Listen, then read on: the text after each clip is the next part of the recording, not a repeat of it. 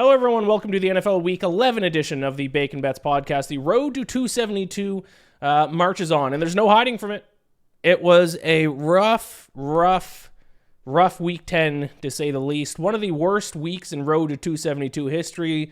The worst week so far this season. As I am recording this intro, the Monday Night Football game is still ongoing, but the Dolphins are up 8 and about to score again. So considering I have Rams minus 3.5, I think we can count that as a loser. So that brings my Week 10 record to 4-9-1, minus 5.36 units, and that brings my season-to-date record to 75-74-3 for minus 3.75 units. So we are back down in the red for the first time since like week 2 or week 3. And at this point, I think we got to have some self-reflection. So that's what I did, which is what you should do. Listen, if you're betting on a sport, first of all, I mean, if you want to win money, betting on every single game of the NFL season is not going to be a good strategy. You should bet on only the games you think you have an edge in. But no matter what sport you bet on, no matter how often you place bets, if you are on a cold streak, you should take a step back and reevaluate your process a little bit and see if it's, something wrong with your process, or if you're just getting or if you have the right process and unfortunate results. And I've done that. And I think, to be honest, and I might be incorrect in saying this, but I do actually legitimately think this is more of an example of I'm just getting bad luck, which happens. Even pro bettors, sharp bettors, guys who make their living off betting on sports have bad weeks, they have bad months. And I think I have the numbers to back it up. It all kind of started, actually, to be honest. The Thursday Night Football game 2 weeks ago, when it was the Vikings and the Rams, and I lost the under 49 or 48 or 46 or 43, whatever it was, because of a safety on the last drive of the game. A safety that should have also had a penalty called on it, a face mask. Since then, I just feel like every coin flip game has gone against me. So let's just quickly take a look at my BetStamp account here. If you're watching this on YouTube, you'll see what I'm seeing. If you're just listening to this, you'll be able to listen along. Ooh, spoiler alert, you just saw my play for Thursday Night Football this week. These are my plays from this past Sunday. And let's not forget, Thursday Night Football, I took Bengals money line. I took a shot. They were up 14, then fumbled in their own end, Ravens touchdown. Next Ravens drive, 80-yard touchdown. Still had a chance to win it with a 2-point conversion at the end, and they were not able to convert. I could have just bet the spread, and we would have won. I took a shot, and it unfortunately did not work out. Then we got this week, and let's just go through some results here. And I should have known I was doomed based on how much CLV I had this week. If you're looking at my BetStamp account there, I had CLV in almost every single game. Actually, I didn't have negative CLV in a single game. I had 2 games where I had 0% CLV. Every other game I had CLV. Of course, it was going to be the worst week of the season. Giants had a great number at 4.5. That was the right side to bet it when I bet on Monday night. Didn't work out. I'm not going to go through every single game, though there's going to be a few that I'm going to point out here. The Falcons against the Saints. If you look at expected points in that game, the Falcons were by far the better team. Younghoe Koo misses 3 field goals. He hits 2 of those, the Falcons win and cover the spread. Or at the very least, push and win by 3. I know we do player props on Thursday, but you look at Alvin Kamara. I'm just going to cover a few player props. Alvin Kamara over 111.5 rushing and receiving yards. He finished 109, 3 yards short. Dropped a pass at the end of the game, which would have soared over that total. Colts started the game with a pick 6. Still ended up coming back. Lost by 10. Lost that bet. Steelers Commanders, we had the under. 2 special team mishaps handed touchdowns to the other team. Steelers went for a fake punt and didn't get it. Dropped the pass. That just gave the Commanders the ball like on their 20-yard line. And the Commanders also muffed a punt, which just gave the Steelers a ball on like the 15-yard line. That's 14 points right there. If you look at like the yards, the overall yards in that game and yards per play, no way should that have gone over 46. Also had a 1.5 of CLV. Nick Folk over 1.5 made field goals. He missed 1. Perfect field goal percentage heading into this game. Of course, he missed 1. Only ended with 1. The Jets was a bad bet. No excuse. I mean, and that's why I want to make it clear. I'm not, trying to make excuses. That was a poorly handicapped pick on the Jets. I should not have taken the Jets. I've seen what the error in my ways in picking the Jets. Still had 6% CLV. They closed -2. In theory, +1 was a good bet, a good number. Didn't matter. Cardinals crushed them. What was the other really bad one yesterday? 49ers dominated the Buccaneers. Beat them up and down the field. Jake Moody missed 3 field goals. He just ended up making the final last one to win the game. He makes any of the other 3, they win by 6. I cover my spread at -5.5. Thankfully, CLV did help me on the Vikings, getting them at -4, because if you got them at the closing number at +7, you would have lost. Someone did DM me asking me Sunday morning if I still like Vikings at -7. I said, no, actually, at that number, I kind of like the Jaguars, because I thought that was too steep of a price. Vikings fall right in the middle. I could have middled it. Vikings fall right in the middle, win by 5. So the early number on Vikings -4 did win. And this is not me. CJ Stroud, under 230.5 pass yards. He finished with 232, 2 yards over. This is not me making excuses, because I'm not doing that. The under 49, also, by the way, Sunday Night Football. All my bets earlier in the day, everyone I bet on were missing field goals. Sunday Night Football had the under. They were hitting 57-yarders like it was the easiest thing in the world. It pushes. This is not me making excuses. It's me examining my process to see if I'm completely missing bets, then I got to change some things, or am I just simply experiencing some variance and some bad luck? I do think, and maybe I'm wrong. Let me know in the comments if I'm wrong here. But I got CLV checkmark. I was on the so-called sharp side of these plays based on CLV. Most of the losses, if not all of them, outside the Jets were close games. But it's just those 50-50 games. If all the 50-50 games go against you, you're going to have a rough day. And that's exactly what happened. The Eagles were a bet that won easy. The under and the Patriots and Bears won easy. Obviously, the Vikings, I needed some CLV there to help me with that one. The Broncos +9.5 won easy. So, I'm getting the same amount of easy wins as I normally get. It was just this week, and, it's kind of been the case the past couple of weeks. The 50-50 coin flip games that come down to 1 or 2 plays, those 1 or 2 plays go against me instead of with me. So that is why I'm trying not to change my process this week. I'm trying not to panic too much, but it does suck that I'm minus 3.75 units on the season. Spoiler alert, you just saw my best bets. If you watch this on YouTube, that's a benefit. If you watch this on YouTube, you just saw my best bets for this week. I'm going to stop sharing my screen because I'm going to further spoil my picks for this week. Yeah, it sucks. Listen, I hate it. If you're tailing my bets, you're frustrated. No one's more frustrated than me. It sucks to now be down units. Now I just get stressed the entire week until the game start. We got to get back, though. Listen, we got almost an entire half of the season. We got to stay positive. Start believing the process, and we're going to be okay. Remember, the goal is to simply finish profitable. If that's up half a unit at the end of the season, we have achieved our goal. So we need 4 units to get back to that spot. We can make that up in 1 week. If not, we can make that up in a few weeks. We got to trust the process. I do got to say one thing. I don't need messages and replies on Twitter telling me I'm on a cold streak. It's like, and if anyone else, fellow pimpleheads had acne in high school, it's like when you show up to school and everyone's like, hey, you have a huge zit on your nose. It's like, yeah, dude, I know. I've been staring at it in the mirror all day. The same way, I don't need your DM saying, Iain, you can't hit a bet lately, you're cold. Yeah, dude, I think I know that. It's bad when I grow my beard. That's the stage of my NFL bets that I'm in right now, is I'm so desperate. I'm trying to grow a beard unsuccessfully to see if it'll turn my luck around. My actual best bets last week actually won. If you only tail my best bets, is Bengals +6, Titans +7.5, Vikings -4. I guess it depends on when you bet the Vikings.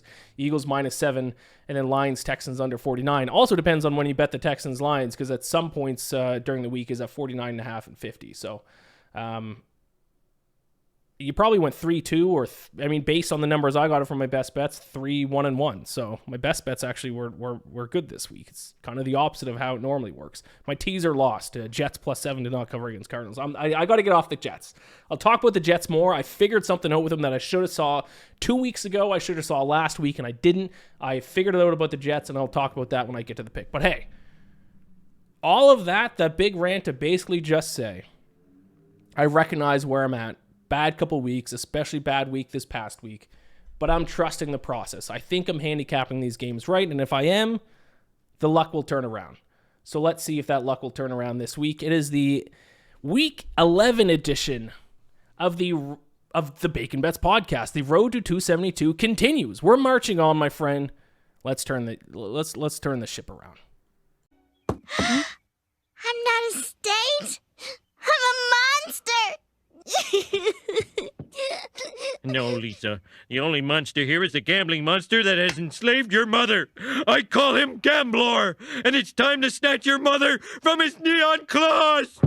Okay, let's get into it. Let's have a winning week this week. We're gonna start off Thursday Night Football with the Commanders and the Eagles. I'm gonna take the Eagles -3 in this one at home. I think the Commanders, they got to play some tough teams now. Now, I know the Eagles' strength of schedule up to this point in the season has not been good. I think they've only played 2 teams who are above 500. But they have looked more impressive in those games against worse teams than I think the Commanders have. I think the Eagles are going to be able to mimic what they've done against bad teams more readily against the good teams than the Commanders are. Because don't forget, the Commanders, they had one very, very good game against the Cardinals. The Cardinals team that still were kind of trying to find their stride this season early in the year. The Eagles have been ultra impressive now, basically in every single game since week 4, I want to say, week 4 or 5. Yeah, and Washington's defense in this one, and this is kind of what the difference is. I still believe in Washington's offense. I think Washington's offense is still going to be able to get the job done against a lot of defenses in the NFL for the most part, but their defense still not quite up to the true contender level that they need to be at. Specifically, they're not good at stopping the run. 27th in opponent rush EPA, 25th in opponent rush success rate. They give up 4.8 yards per carry, and I've talked about this now for the past few weeks because the Eagles have benefited from taking on some teams who can't stop the run. And we saw they torched the Giants on the ground. They torched the Cowboys on the ground. Now they're going to be able to torch the Commanders on the ground, in my opinion. They're averaging 4.9 yards per carry. They rank 5th in rush EPA.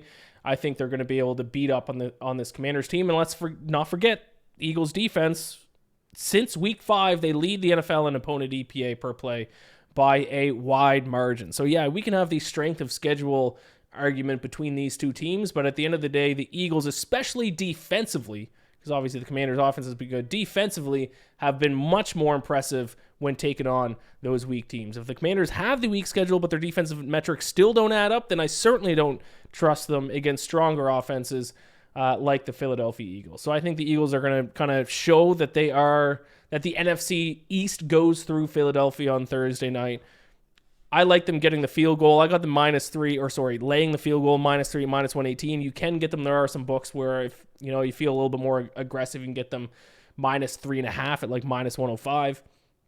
I'd rather go -3. The Commanders' offense is too good for me to want to lay more than a field goal, but I like Eagles -3, -118. Moving on to Sunday's games.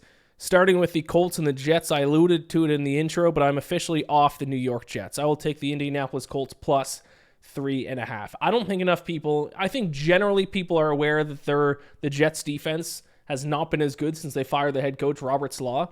But if you actually look at the numbers, in their 5 games since firing Robert Saleh, and I should have caught on to this 2 weeks ago, I definitely should have caught on to it last week. In their 5 games since firing Saleh, they rank dead last in opponent EPA per play, 25th in opponent success rate. This defense went from an elite top 5 unit to at least an EPA per play, the worst defense in the NFL since in those 5 games since they fired Saleh. That's unbelievable. What a mistake that was, getting rid of Salah. I mean, if the issue was with, which is why I think it's confusing to everyone, and this is not exactly a hot take, but if the issue is with the offense, why are you firing the defensive head coach? Shouldn't you fire the offensive coordinator? Shouldn't you change the play caller? No, because he's the Aaron Rodgers guy. So we'll fire the head coach, and now our defense goes from a top 5 defense to arguably the worst defense in the NFL. And not only are they, terrible since Salah has left, they can't stop the run. That was even the case. They could kind of stop the run with Salah there. But they had, their secondary was stronger than their run defense. The point being, they struggle a lot to stop the run, and now they take on Jonathan Taylor and the Colts rush offense. It averages 4.7 yards per carry. So I just don't see how you can lay 3.5 points on the Jets, because you can't even say, which I used to do, which is why I was betting on the Jets a lot this season. At the end of the day, they have an elite defense. That elite defense is no longer there. They have an aging quarterback who I have a prediction. Aaron Rodgers is going to have a quote-unquote injury within the next 2 weeks, and he's going to be out the rest of the season. It could happen this week because he's going to give up. He's given up on the team. Their offense sucks. Their defense is now one of the worst in the NFL since Salah left. How could you lay 3.5 points on the Jets this week? I have no idea. Give me the Colts plus 3.5, minus 110 at East Rutherford. Ravens and Steelers. This is a fun one. And guess what, Steelers fans? I said at the start of the show, I'm going to still trust my process and not change my ways. I'm going to change my ways here. I'm in. I'm in on the Steelers. I've seen enough. I can't continue to bet against the Steelers based on net yards per play, based on some of their advanced metrics. I've been doing it now for 5 years, and it's never worked for me. I'm not going to bet against them because Russell Wilson is not a good quarterback. He has now shown 3 straight starts that he's a much different guy than he was in Denver. In fact, and I tweeted it out on Monday, in the past 3 weeks, Russell Wilson actually, amongst all quarterbacks, but specifically just Russell Wilson over the past 3 weeks, ranks 6th in the NFL in EPA plus CPOE composite. That is better than the likes of Jared Goff, Patrick Mahomes, Kyler Murray.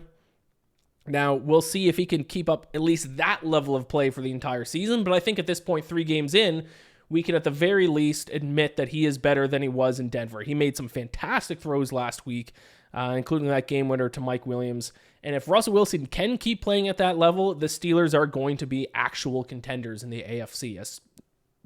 As hard as that is for me to say, as a guy who's been fading Pittsburgh now on a weekly basis for five years, I'm done. I'm done doing it. Mike Tomlin's might be the greatest head coach of all time. The defense is elite. Russell Wilson is a good quarterback. And now they get 3.5 points at home to a Ravens team who has a lot of issues defensively. A Ravens team that is going to struggle to cover spreads when they're the favorites. I don't think they've covered now in a number of weeks. I wish I would have just taken the points with the Bengals last week. Their offense is elite. Their defense ranks in the bottom 5 in most categories, 27th in opponent EPA per play. Their secondary is so bad that if they're the favorite, there's always the case, a possibility of their opponent getting a backdoor cover because their secondary is so bad, teams are going to be able to get back in games. And one thing that is concerning, especially when playing against the Steelers, is that the Ravens have some penalty issues this year, which I didn't really fully realize. But 8 penalties a game, second most in the league, 68.3 penalty yards in a game. That is the most in the league. That's also going to make it tough for you to cover spreads as a favorite. So I'll take the Steelers. They have an elite run defense. If they can stop the run of the Ravens, the rush attack of the Ravens, then I think they can stay in this game. I'll take the Steelers plus 3.5, minus 118 on Sunday. Titans and Vikings. I didn't mention the Titans at the start of the show. I took them underdog and money line. They didn't even cover, but the Titans have the worst spread record in the NFL, and I think I've bet on them every single week. I think if I just, instead of betting on the Titans every week, bet against the Titans every single week, I'd be up a lot of money right now. If I just, every Steelers and Titans game, I just did the opposite, I'd be up 15 units. That being said, I'm taking them again. We need some positive regression from the Titans at some point, right? But, I mean, I'm going to make the same case that I make every single week when betting on the Titans. Their underlying metrics don't add up to the results. They're kind of the opposite of the Steelers, so maybe I should flip things. But the Steelers, it's like their results keep being better than the metrics show they should be, and the Titans are like their results are worse than the metrics are showing they should be. 19th in the NFL in net yards per play. That is the same. Actually, speaking of the Steelers, the same net yards per play as the Steelers this season. Better than teams like the Buccaneers. Are they? Should they be? A team with a winning record? No, but the Titans should be better than 2-7 straight up and 1-8 against the spread. I truly do believe that. I don't think they're actually a bottom 5 team in the NFL. If I were to power rank them, I'd probably put them in you can't because they're power ranking based on records. But I think they're like below. I think they're probably like the 22nd best team in the NFL, but that's not bottom 5. There's a big difference between the 22nd best team and the 29th best team in the NFL. There is, especially in the betting market. I value them higher than the odds makers and other bettors do. I have been wrong up to this point, but I'm sticking to the process when it comes to the Vikings, or it comes to the Titans, because especially against the Vikings, if I was a Vikings fan, I'd be concerned. Because Sam Darnold, more and more each week, is starting to look like old Sam Darnold. The Vikings scored 12 points last week against the Jaguars, who might be the worst defensive team in the NFL. And he's throwing some bad interceptions. Some inexcusable, mindless interceptions. Some interceptions where you see, you think, did he even see the player? Because he threw right at him. And now he has to play against another good defense in the Titans. Now, I'm not going to take Titans money line this time. I'm not going to be as bold or maybe as stupid as I was last week.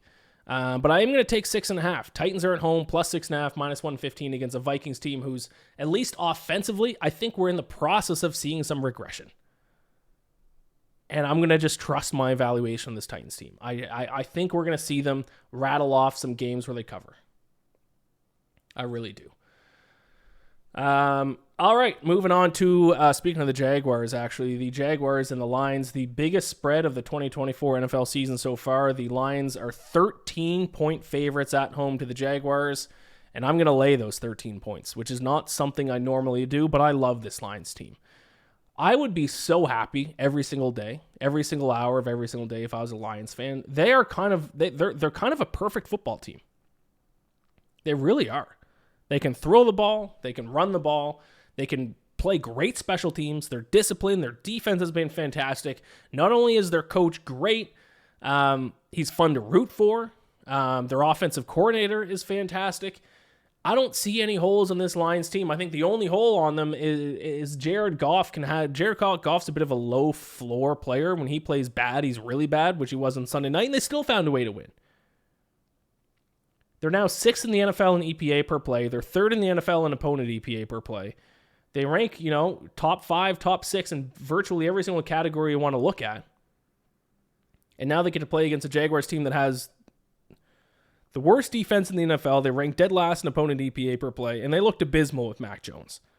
They averaged 3.3 yards per play against the Vikings. If you average 3.3 yards per play against the Lions, they're going to lose by 28 points. So unless the only way I see the Lions not covering this is if they turn the ball over. If Jared Goff throws 5 interceptions, yeah, they're probably not going to cover the spread. But if they don't turn the ball over, they're going to be all right. Lions minus 13, minus 110 against the Jaguars. All right, Packers and the Bears. I will lay the points on the Green Bay Packers. The Bears are broken. I watched a clip and I retweeted it. Dan Orlovsky tweeted a clip of a few plays, to be fair, just a few plays, but of the Bears offense. And the word he used was broken. And after watching that, I completely agree with him. And I don't think there is a word better to describe the Bears offense than broken. I thought they were going to have issues at the start of the year. I then thought they were going to figure things out and get hot, and they did for a few weeks. This Bears offense is atrocious. Watch the clip that Dan Orlovsky tweets out, which is obviously a former NFL quarterback. He knows what he's watching. I don't know if this is a Caleb Williams issue or a play calling issue or a coaching issue. It's most likely a mixture of all three, but he's not even going through progressions. The way a pass play in the NFL should work is you take the snap, you do your drop back, whether it's 2-step drop, 3-step drop, 5-step drop. You look at your first option. If he's open, you throw it. Then you look at your second, and then you kind of either do check down or kind of take off with your legs for the most part. To simplify things, obviously. That is how it goes. he's looking at the wrong guy. He's not setting his feet for the first option. His feet will be set one way, but it'll be looking the other way.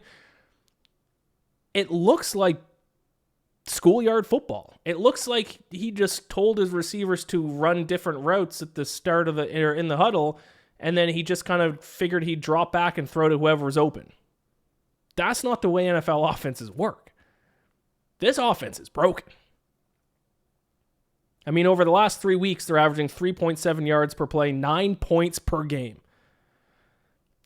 Unless they make some major fixes this week, I mean, how do you not bet the Packers? You're a brave person if you're betting on the Bears this week. As the Dolphins-Rams score becomes final, so that's another loss on my record. Tough week 10. We got adversity. We're just facing a little bit of adversity. The Bears are broken. And now the Packers are fresh off their bye. They enter Week 11 ranking 4th in the NFL in net yards per play, well above the Bears, who rank second last. Even though the Bears secondary is very good, I can't bet on them in any fashion unless they're getting 14 points. I don't think I can bet the Bears in any world. I'm shocked that we can get a -6.5 on the Packers here. I just don't know how the Bears are going to do anything offensively unless they make significant changes from last week. As Dan Orlovsky said, their offense is broken. It's the best word possible to describe it. I'm watching it, and I don't even know how an NFL offense can operate like that. It's baffling stuff. Packers -6.5, -106. All right, we'll finish up with this, and then I will take a quick break. I got to handicap the Rams and Patriots game and the Dolphins and who do the Dolphins play? Raiders. I'm going to handicap those games since their Monday night game just finished. I got 2 upsets this week, both small ones. First one is I am going to take my Dirty Bird Falcons, +115 against the Broncos. Listen, I don't think there's a person out there who's bet on the Denver Broncos more than I have this season. They are kind of the opposite of the Titans for me. They are a team that I've bet on a ton, but I've been winning a ton on them almost every single week. I think they're 7-3 against the spread. I'm flipping on them this time, though. I think the market has over-adjusted. I don't think they deserve to be 2.5 point favorites at home to the Falcons. The Falcons have had mixed results in terms of final scores recently, but hidden beneath those final scores, which I could do an entire podcast episode about kind of what's wrong with this Falcons team. But at the end of the day, their offense ranks 3rd in EPA per play, 2nd in offensive success rate dating back to Week 5. Their offense has actually been extremely good. And I know the Broncos' defense is very good, but the Falcons have enough different weapons that they're gonna figure out early on in the game where the Broncos are. Like if the Broncos might target a shutdown Bijan, the Falcons are gonna figure that out, and then they go to Drake London. If the Broncos cover Drake London, they can go to Darnell Mooney. If they cover both wideouts, Kyle Pitts will be open in the middle, much like it was the Buccaneers game. The second Buccaneers game, I think that happened. And then Kyle Pitts just ended up being open. They have enough weapons that they can figure out what the defense is focusing on and then go different routes. So I'm not concerned about the Falcons against the Broncos defense. I'm concerned about the Falcons defense. Now, the Falcons have had to play some tough offenses this year.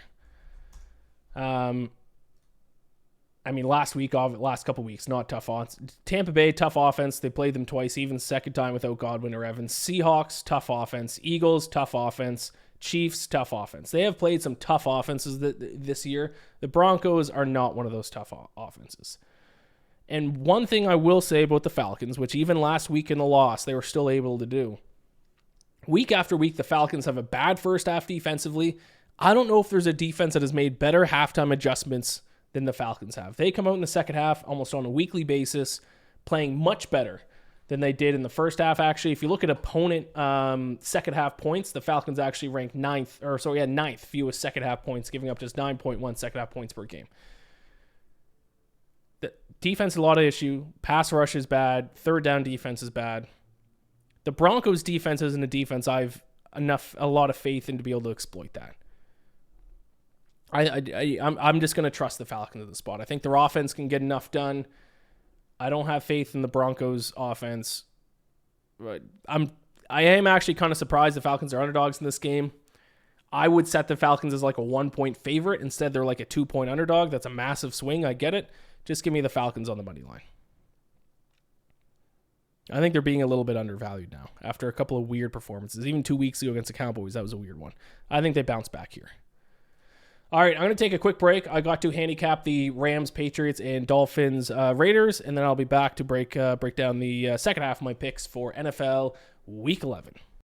All right, let's just start right with those two teams who just wrapped up on Monday Night Football. Pretty easy bet for me for both of them, actually.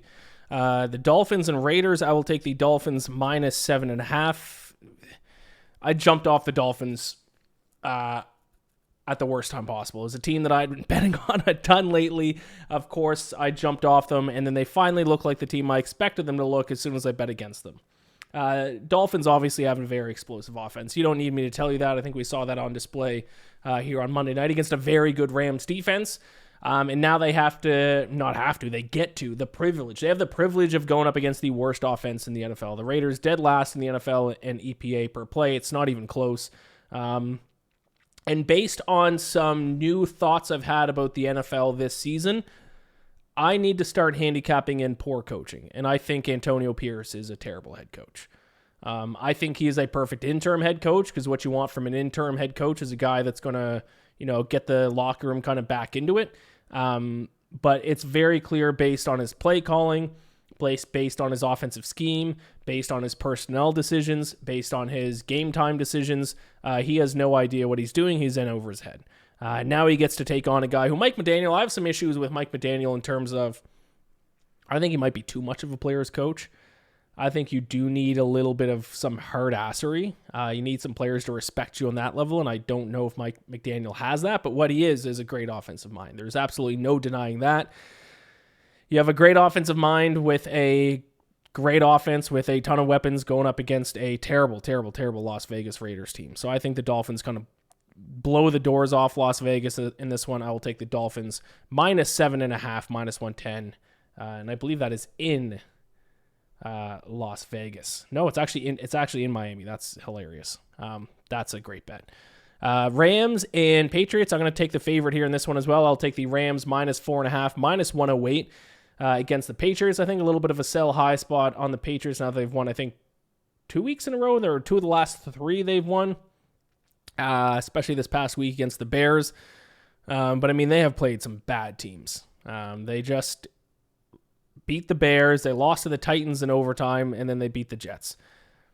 This is going to be the first good team that they've played in a long time. It's not even necessarily the Rams offense listen, I watched this Monday Night Football game. The Rams played better than that final score indicated. Some bad turnovers and most notably some bad red zone. They could not get in the end zone in the red zone, which kind of cost them that entire game. Patriots, another team. I don't think Gerard Mayo is a good head coach. I think the Rams are going to be able to take advantage of that. Their offense is very good, and their defense has been elite. I mean, Jared Verse is going to be the defensive rookie of the year by a long shot. He's going to be, tomorrow morning when those odds open back up, he's going to be minus 500, minus 600. Their defense has been significantly better. And yeah, the Patriots won this past week. Their offense still wasn't good. I mean, he got a rookie quarterback who's actually being pretty. Drake May has played very good considering he has no offensive line and no weapons to lean on. They just have nothing to offer this Rams team. I think the Rams absolutely run away with this one. I'm shocked that this spread is just 4.5. So I'll take the 2 favorites after playing. They'll be on a short week, but I'll back both of them. Dolphins minus 7.5 and the Rams minus 4.5. The Saints and the Browns, I will take the Saints in this one at home, minus 1, minus 105. Not a play I'm super confident on here. But I think we got to relax on Jameis Winston a little bit. And I fell victim to the Jameis Winston hype. In week 1, he looked great against the Ravens. Not week 1. In his first start, he looked great. His second start, he looked terrible against the Chargers. Because at the end of the day, Jameis Winston's going to be Jameis Winston. He's going to make some bad plays. And he doesn't have any weapons to lean on. He's got Nick Chubb, who has not looked great in his return. He has no receivers now with Amari Cooper in Buffalo. I guess he has Jerry Jeudy, but that's just about it. And the Saints have issues of their own, but it's that interim head coach factor. Sometimes a team can kind of ride the momentum of an interim head coach. And I think they can do that. And at the very least, they still have some offensive weapons. They have Alvin Kamara. Chris Olave is not going to be back, but they have Alvin Kamara. And at the end of the day, which quarterback do you trust a little bit more, Derek Carr or Jameis Winston? Derek Carr. The Saints are at home at a neutral field. I think I'd probably put Saints -1, but they're at home, so I think we're getting a point and a half of value here. And the Browns have been the worst team in the NFL in net yards per play this season. My favorite stat, -1.3 in net yards per play. That gets down to -1.7 in net yards per play when they're playing on the road this season. Not a good road team. Even last year, they were a bad road team. I'll take the Saints -1, -105. 49ers and Seahawks. 49ers. A frustrating team to bet on because last week was a perfect example of it against the Buccaneers, but this has kind of been the case in a lot of 49ers games this season. They dominate their opponents, but stupid mistakes aren't allowing them to pull away and cover the spread. And in that game against the Buccaneers in Week 10 was a perfect example of that. They outgained the Buccaneers 6.8 yards per play to 6.7 yards per play. So they're averaging 3.1 more yards per snap of the football, and they needed a last-second field goal to win the game. They had issues when they got down to the Buccaneers close to their goal line, getting it in the end zone, and then Jake Moody, their kicker, missed 3 field goals, ended up making the last one to win the game.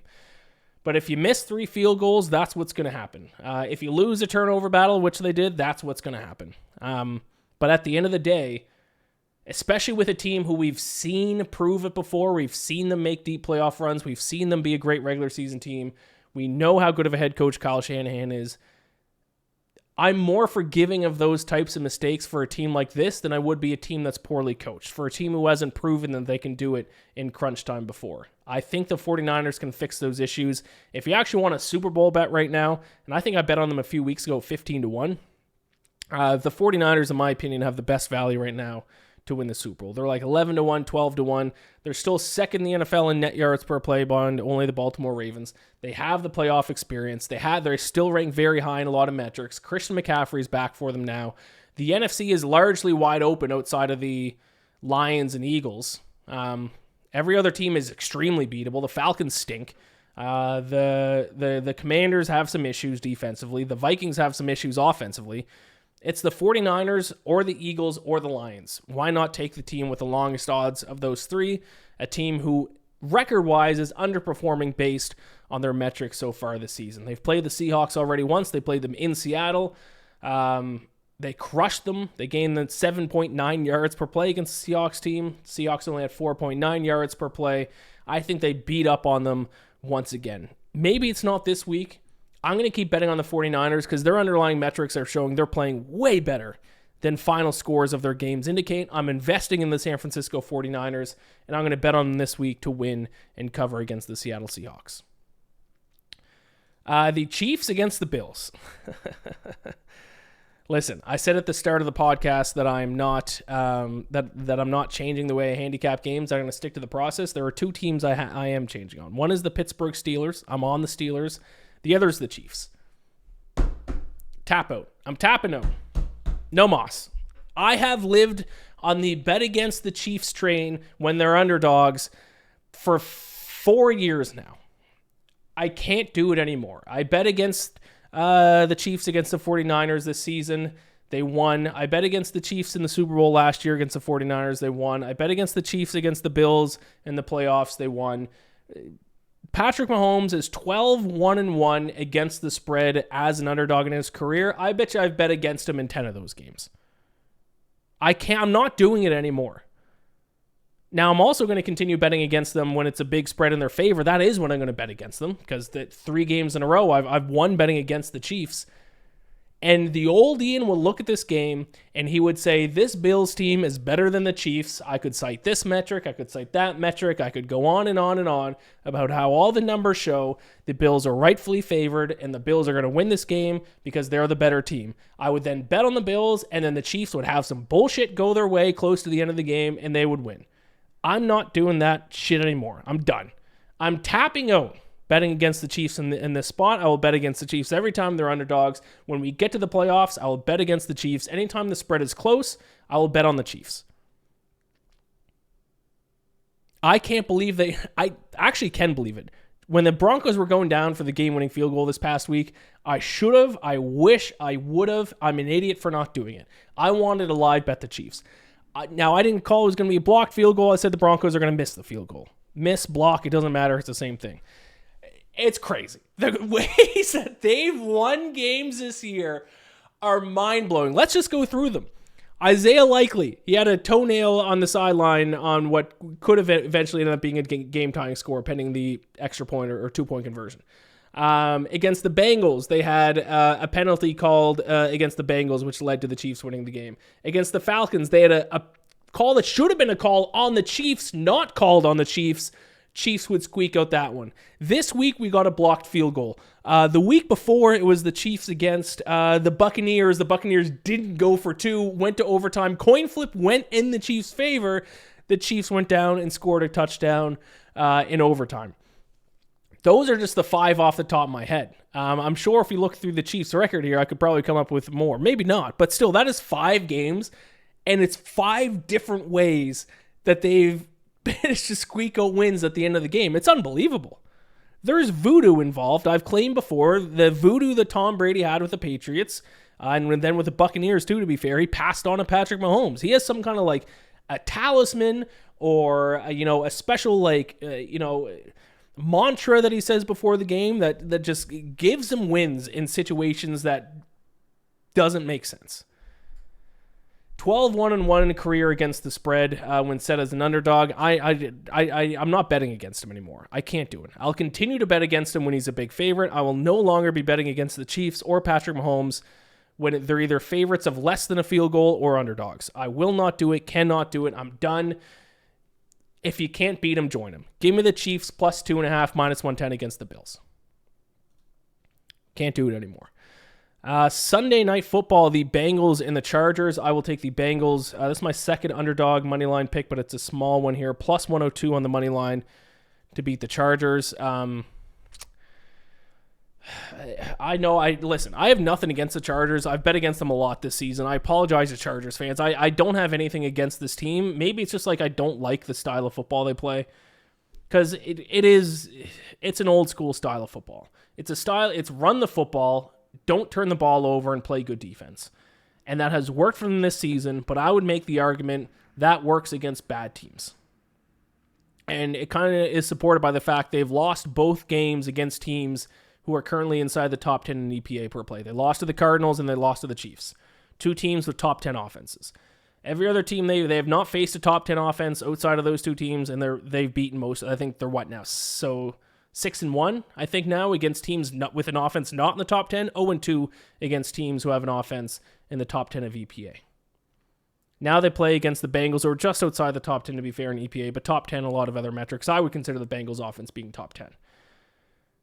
Their pass attack certainly one of the best, top 5 in both EPA and success rate in terms of their pass attack. And the issue with this style of play the Chargers play is that it's not a style of play that's built to come from behind. If the Bengals get out to an early lead, it's going to be hard for the Chargers to come from behind. And this is not an anti-Justin Herbert take. His weapons are limited at wideout. Their style of play is not to come from behind. I think the Bengals get off to an early lead. I hate using the motivation and the desperation route, but listen, the Bengals are still very much alive in the AFC wildcard picture. Joe Burrow is a guy who kind of has that clutch gene where if he needs a win, he does pull it out more often than not late in games. The clutch gene isn't exactly measurable, but I do think it is. I mean, this is why I'm going to bet on the Chiefs now. I do think it's something you legitimately have to handicap in games involving some of these quarterbacks. Joe Burrow has that clutch gene. Not to the extent of Patrick Mahomes, because Patrick Mahomes is clutch gene plus special voodoo. Joe Burrow is missing the special voodoo. I will take the Bengals. I'm just going to trust their offense. Chargers are going to be good. They're going to be a playoff team. They play extremely good defensively. They just don't have enough offensive weapons for me to trust them against offenses that can overpower them. And I think the Bengals offense can overpower them. I'll take Bengals plus 102. Monday Night Football, I'll take the Texans minus 7. I see no reason. Listen, if there's someone out there who's betting on the Cowboys this weekend, send me a message, send me a DM on Twitter, because I want to know why. This spread should be 12. The Cowboys offer nothing. Their defense stinks. They're 29th in the NFL in net yards per play. Cooper Rush stinks. It turns out Dak Prescott was not the issue. The Cowboys offense gained 2.6 yards per play against the Eagles. I want to say that's the worst in the NFL last week. Let me see if I can quickly verify that. No, Chicago averaged 2.4. Ooh, that's tough. So second least 2.4 yards per play is embarrassing. But like I said earlier, the Bears offense is broken, so that makes sense. Cowboys averaged 2.6 yards per play with Cooper Rush. What are they going to do? How do they cover this game? Texans defense is underrated. I talked about it last week. 8th in opponent EPA per play, 3rd in opponent success rate. Their offense has some issues, but let's hope they get Nico Collins back. If they get Nico Collins back, that's going to breathe, that's going to give a breath of life to the Texans offense, much needed. But I'm sure some weird things will happen and the Cowboys will cover the spread because it seems way too obvious, but I just don't know what they offer. They can't run the football. They can't throw the football. They can't play defense. Mike McCarthy's an idiot head coach. If there's someone out there who's on the Cowboys, I legitimately just want to know what the reason is. Why? How? I can't envision it. I looked all over the place. I don't see how the Cowboys can challenge the Texans whatsoever. I'll take the Texans -7, -115 on Monday Night Football. There you have it. All right, let's get to my best bets. My 5 best bets this week. I don't know why I have the Saints in here. So if you actually saw that early in the episode when I accidentally showed you my best bets for this week, I'm actually changing that because I don't like the Saints as a top pick. I like the Dolphins. Okay, top 5 picks. Eagles -3 against the Commanders. Colts +3.5 against the Jets. Dolphins -7.5 against the Raiders. Packers -6.5 against the Bears, and Falcons +2 against the Broncos. So Eagles, Colts, Dolphins, Packers, Falcons all to cover. Those are my 5 best bets for this week, and I did not come up with a teaser. So let me just quickly look at the odds here, and I'll come up with a teaser. Easy one is Packers. We're taking them from 6.5 down to 0.5, so we're Packers going to pick them against the Bears. Should be easy enough. And then do we just take the Vikings down to I'm on the Titans to cover, but the Vikings should win, right? Just so I don't contradict my 2 plays, I'm going to stay away from that one. I will take the 49ers. No, I'll take the Dolphins. I'll take the Dolphins down to -1.5. Actually, let's do a 3-legger. We're getting confident this week. It's going to be a bounce back week. We're taking the 3 obvious ones, and we're going to tease them all down. Dolphins down from 7.5 down to -1.5. 49ers down from 6.5 down to 0.5, and Packers down from 6.5 to 0.5. We're doing a 3-leg teaser, which at least at DraftKings you can get at +160. That is my teaser of the week. By the way, I meant to do this earlier. Special shout out to Josh Daniels. He has won the Bacon Bets podcast Survivor Pool. It came down to the final 2, and then they won 3 weeks in a row. Came down to this week. The runner-up picked the Chicago Bears against the Patriots. Ooh, rough one. And Josh Daniels picked the Chargers. His Chargers. He was a Chargers fan. He picked his favorite team to come through for him, and they did, beating the Titans to win the Bacon Bets official Survivor Pool. One of my best friends is Josh Daniels, who just won the pool. So I swear I didn't fix the pool. I couldn't have. It's a third party. It's run by Splash Sports. I couldn't fix it. I think it just shows that my friends know ball. Congratulations to Josh. Whatever the prize was, $3,500, $3,200, a few grand. It's nice in the pocket. All right, there you have it. That is the Week 11 edition of the Bacon Bets podcast. We need to bounce back. Like I said earlier, you can tell I'm in a rough spot because I'm growing my beard out.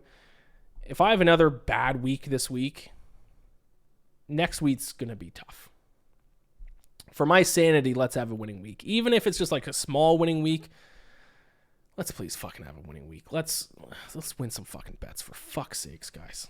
Jesus Christ. The luck's got to turn around. These coin flip games have to start going my way. Thank you all so much for watching and listening. Please subscribe to the YouTube channel, the Bacon Bets Podcast YouTube channel. Rate and review the audio version of this podcast. Thank you so much for listening, and I'll talk to you all next week.